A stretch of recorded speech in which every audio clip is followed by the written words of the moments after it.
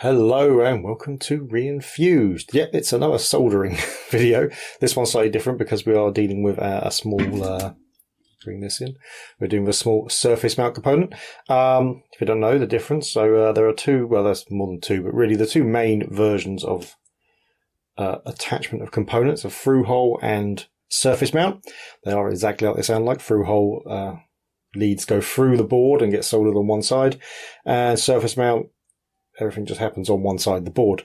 So the thing with surface mount is you get very small components which take a lot of work to get done. So this is a video board from LaserActive player, specifically the LaserActive.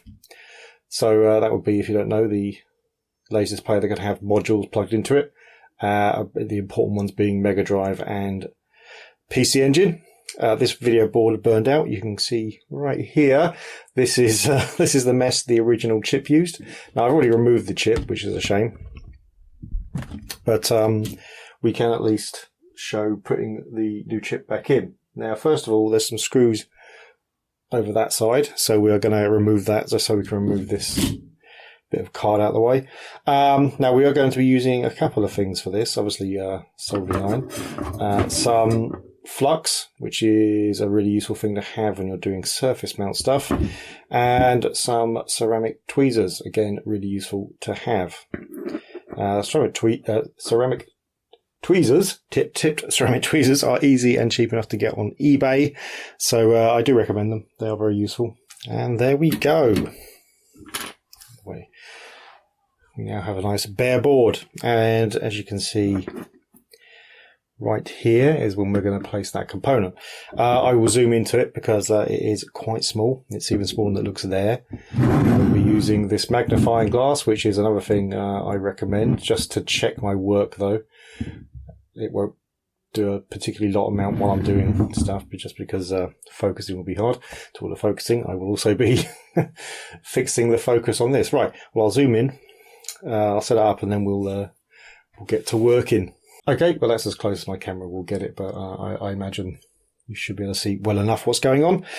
So what we're going to do first though is we're going to tack this chip in, and we need to know where pin 1 goes. And handily, there are in fact pin numbers on the board.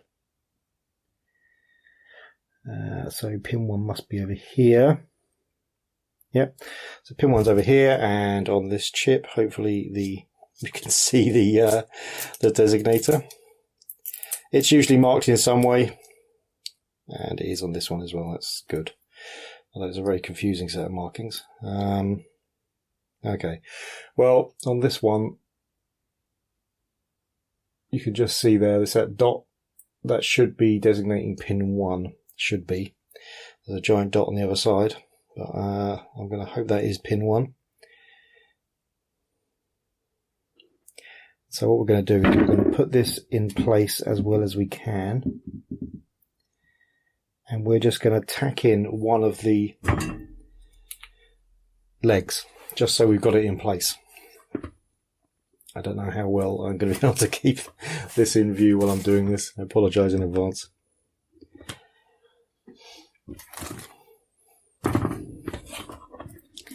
Right, so there's already a little bit of solder on there, which it might be enough. Need to make sure that we're on the pads as much as possible all the way around. And then if we just melt that, right, that appears to be in place. Not very well, admittedly. We're going to tack in this other side over here, and we do that by, well, just how we do all soldering really. We just touch the pad and the leg. Oh, that's moving a bit too much. We need to hold that as well. Well, what we do is we'll feed some solder into the soldering iron, just so there's a bit on there, and then we can hold this, and hopefully we can transfer enough solder. Oh, you know what? That's really good actually. That's come out really well. We'll hold it. Right, now we've got it in place, we can actually set up now to do drag soldering. Now, drag soldering, it can be tricky, but there's always room to clean stuff up. So Don't need to worry about it too much. I need to check with the magnifying glass that that's actually in place now.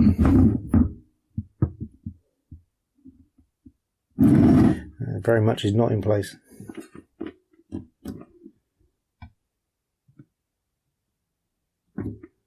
Right, because that's not in place, we're going to have to basically remove the solder we just put on there. So this is good. It means we can use some solder braid to remove the solder.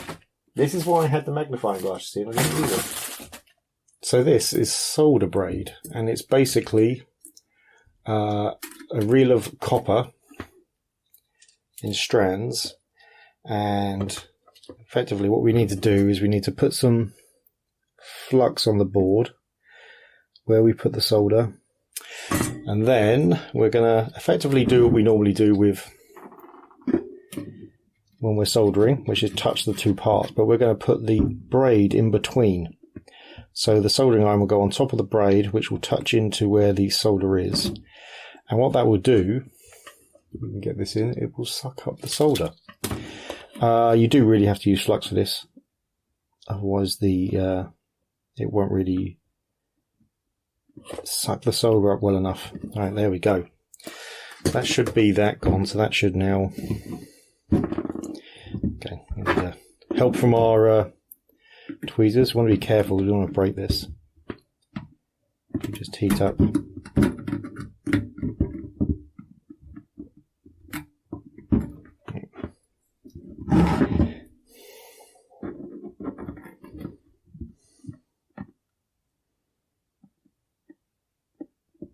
There we go.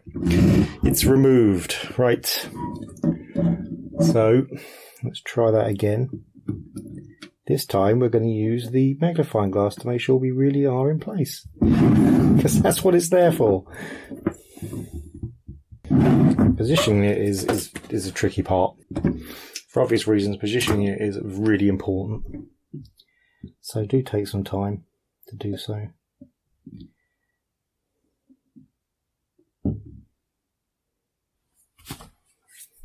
Should be it.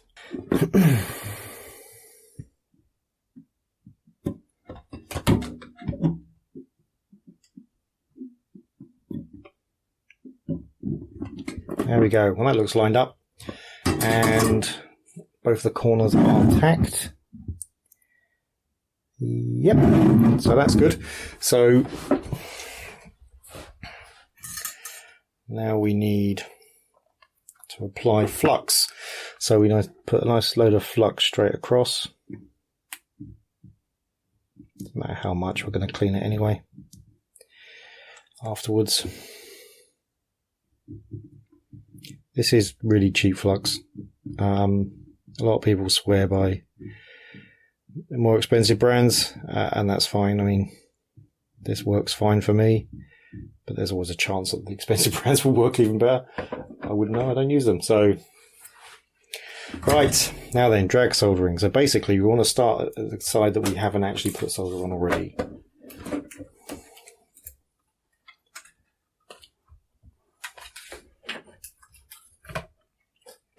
So over here.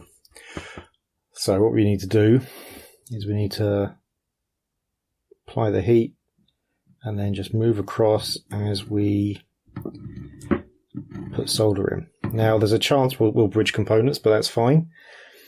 We can go through and we can clean that up afterwards.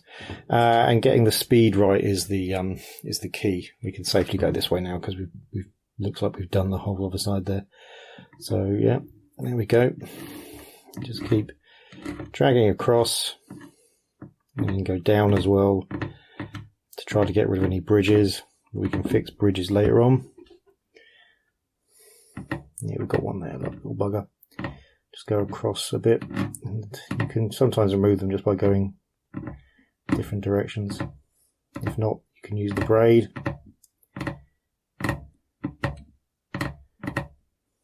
Or a solder sucker will do it as well.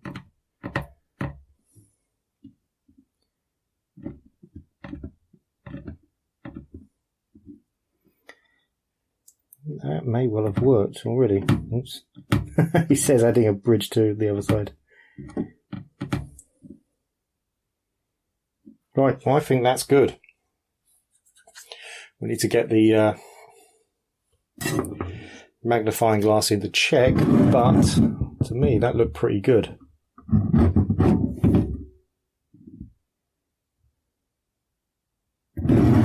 Yeah, let's turn it the other way.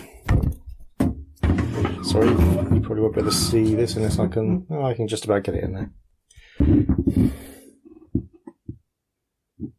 Yeah, we've got one bridge on the end. Other than that, everything looks like it's connected. Right, let's clear the solder off of this soldering iron using our bush. And once the solder's off, we can... I hate doing this under a magnifying glass, but sometimes you need to. And there we go. That's it. We've got no bridges. Everything looks connected. So, I mean, the key to this is just patience, really, and practice. My advice would be just to get a bunch of components that aren't particularly important and just practice on them. Useful. But anyway, that's our... There we go. Sorry for noise. I promise I'm not farting. That's straighter than it looks on the camera. And there's no bridges that I can see under the magnifying glass, and everything is connected, and it didn't take long at all.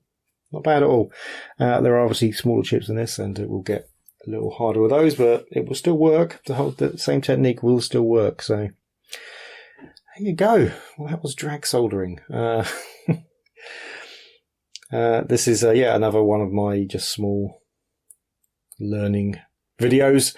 I'll try to do a few more, and I'm trying soon to make up a diagnostics one, just to do some standard diagnostics lessons. Obviously those kind of things change depending on the device, but there are some basics you can go through. Anyway, thanks for watching. If you like the video, please hit like. If you really like the video, please hit subscribe. If you didn't like the video or you have something else to say, then please leave it in the comments below. See you next time.